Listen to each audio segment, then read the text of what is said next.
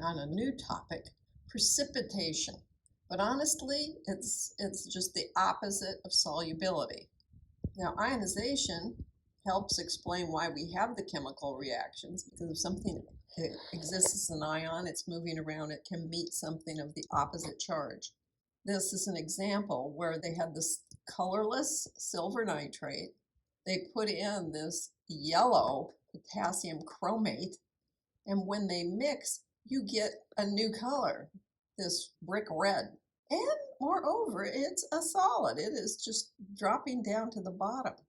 So when they mixed, something must have happened. Now, the silver nitrate was soluble. The potassium chromate was soluble, but wherever this is not soluble. Well, there are only two choices since we are mixing and matching, right? Let's take a look at what they could be. Here I've started the equation, and they're going to swap what they're with. The silver is going to end up with the chromate, and the nitrate will end up with the potassium. So when I do the rest of this, I end up with silver chromate and potassium nitrate. Now, if we refer back to our solubility rules, we'll realize that the potassium nitrate must be AQ. Now, macroscopically, we see that something happened, so we did create a solid. There's only one thing left in the list that it could be. So this precipitation of this solid is because it is not soluble. Now, one thing they do mention, insoluble substances do not dissolve significantly in a solvent. Well, that leaves a lot of wiggle room as to what the definition of significantly is. We're trying to say whether or not something will stay in solution or whether it will precipitate. What you have to remember is that the solubility happens because there's intermolecular forces and interactions between the solute and the solvent. That's what keeps it in solution. Remember also that the ion-ion interactions are stronger with more charge and less intense as the ions get bigger. And the solubility rules help you figure all of this out, and they show a dependence on those two general principles that we just mentioned. But you will want to know these. They've come back again in a different context, so that lets you know that you really do need to know about them. I guess one other thing I wanted to do here on 12. This was the balanced chemical equation. It's also the molecular equation. So BCE, balanced chemical equation, molecular.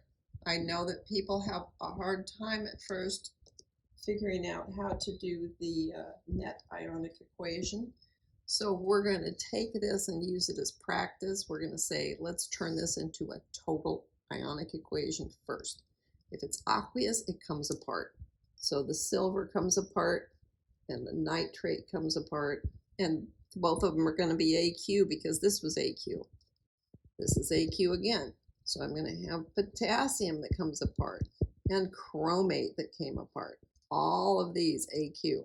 This is a solid, so I'm not going to pull it apart.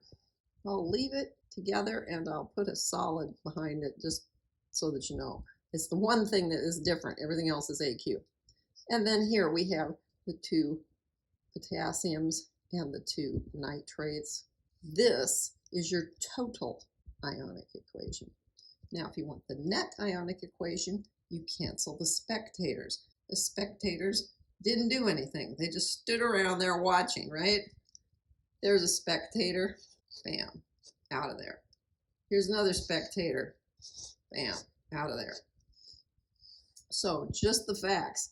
If we have two silvers that are aqueous and a chromate ion that is aqueous, they will meet and combine to make the silver chromate. And that's your net ionic equation. Total, net. Okay?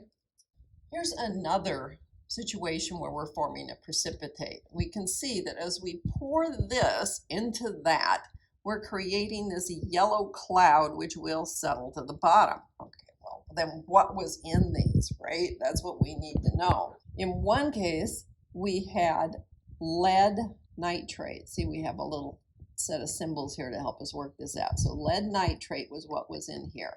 Okay, the nitrate is what's keeping the lead from precipitating.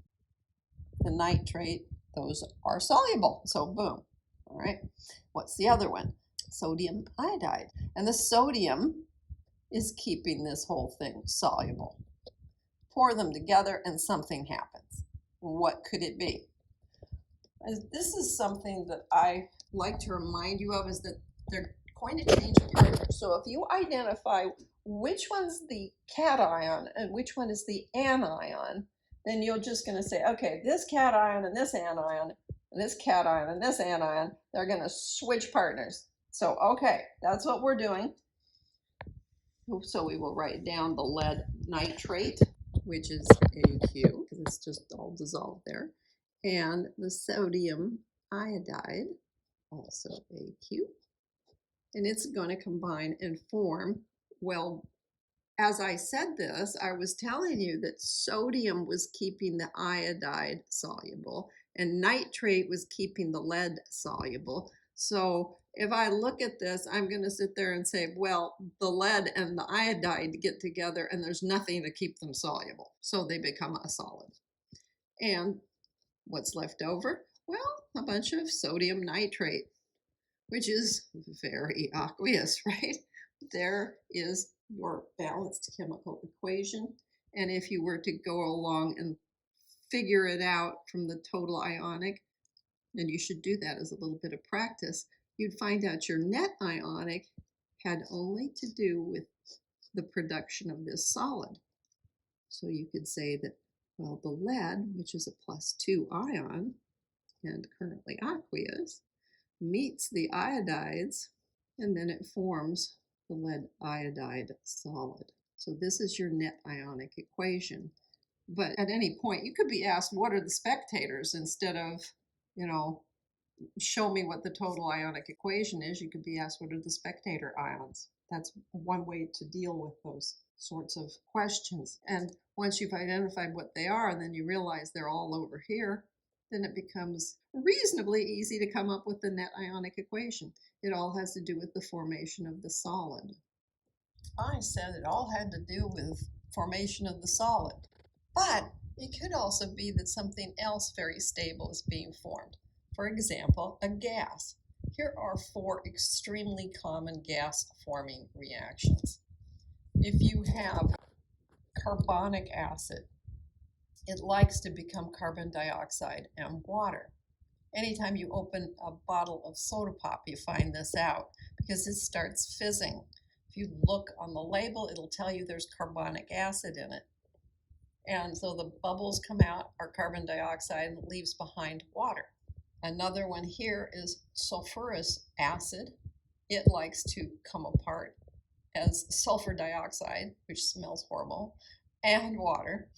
Ammonium hydroxide, this is really an equilibrium, but if this is concentrated very much, it will come out as ammonia gas and water. And that's why when you use those types of cleaning products, you smell the ammonia very clearly.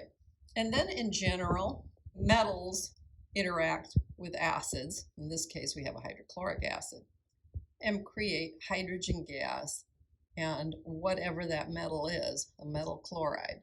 Now, it doesn't happen with every metal. You can't do this with gold. It won't do it. But with a lot of metals, this will happen, and you'll see a development of hydrogen gas. Here on 14, I just want to show you one of the ways that you might get used to figuring these things out. So here, what I have done is I've said, oh, I had magnesium nitrate. So I'm going to keep the nitrate on its own, and every nitrate has a -1 charge. The magnesium will develop a +2 charge because of where it is in the periodic table in column 2. 1, 2 would get me back to the noble gas configuration, so magnesium would like to be a +2. The same thing we can do here with the sodium being a +1, and hopefully you've memorized that phosphate is a -3 charge. So I use a grid. Having done that, right? For 14 star, I'm going to make up a grid. And what I'll do is I will put the positive ions on one and the negative ions on the other, like this. I don't have very many, so that's nice. That makes it easy. Magnesium is a +2, and the sodium was just a single plus. I had nitrate, which is a single negative, and phosphate, which was a -3. Then I can just say, here's my grid, and I can say, hey, this was what I originally had. And so was this. This was the original. Certainly then the originals are never going to be responsible for any precipitate because they were already AQ, right? They were aqueous. So what could I make from this and this? Well, that's a +2 and that's -3. Least common multiple is 6. So there would be 3 magnesiums to give you a +6 and 2 phosphates to give you a -6. Then the other possibility is this one. It's a single plus and a single minus. These are the things that I have created. Then I can look at it and say, hey, guess what? Sodium, that's always aqueous. So I could have reached the same conclusion by looking at the nitrate and saying that's always aqueous. And therefore, I reached the conclusion that whatever precipitate I had must have happened as a result of this one because it's the last possibility. So it's insoluble, and that means it's going to appear as a solid.